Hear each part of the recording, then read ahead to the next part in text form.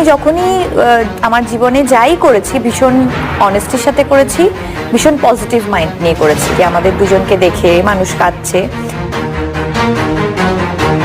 আমি যখনই যা করেছি ভেবে চিন্তে করেছি, পজিটিভ মাইন্ড নিয়ে করেছি।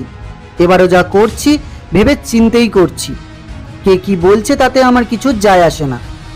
আমি আর দেব কোনো দিন বা কেউই আমাদের ইন্ডাস্ট্রির সেই কেউ কোনোদিন ওই এফর্টটাই দেয়নি যে আমাদের জুটিটা বেঁচে থাকবে। হ্যাঁ, আমি 2 সন্তানের মা।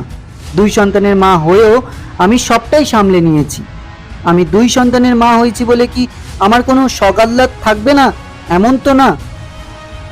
এবার দেবের সঙ্গে সিনেমা করা ও সম্পর্ক নিয়ে মুখ খুলেছেন শুভশ্রী গাঙ্গুলি। আমার মনে হয় যে আমি আবার যেহেতু একজন ভীষণ পজিটিভ মানুষ, তাই আমি খুবই শুভশ্রী এক ইন্টারভিউতে বলেছেন, আমি সবসময় যা করেছি ভেবেচিন্তে পজিটিভলি করেছি। এবারও যা করছি অবশ্যই ভেবেচিন্তে করছি। মানুষ তো নানা কথা বলবে, তাতে কান দিলে তো আর চলবে না। মানুষের কাজই হচ্ছে সমালোচনা করা।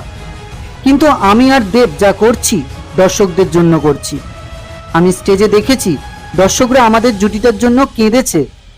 যখন তাদেরকে স্টেজে কাঁদতে দেখেছি আমি তখনই সিদ্ধান্ত নিয়েছি দেবের সঙ্গে আবারও এক হব, কাজ করব। আমার মনে হয় দেবও তাই চেয়েছে। কাঁদতেও দেখেছি আমাদের দুজনকে দেখে মানুষ কাঁদছে। তাই তো আমরা আবারও একসঙ্গে কাজ শুরু করেছি। কিন্তু মানুষ এটা নিয়ে কত নানান ধরনের কথা, নানান রকমের ভিডিও বানাচ্ছে, যেগুলোতে আমাদের কান দিলে চলবে না। হ্যাঁ, দেব আমার প্রাক্তন প্রেমিক ছিল।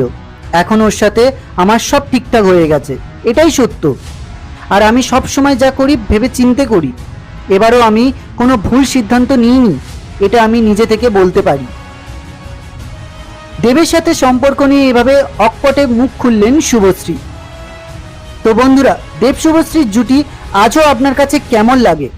আপনার মতামতটি অবশ্যই কমেন্ট করে জানাবেন।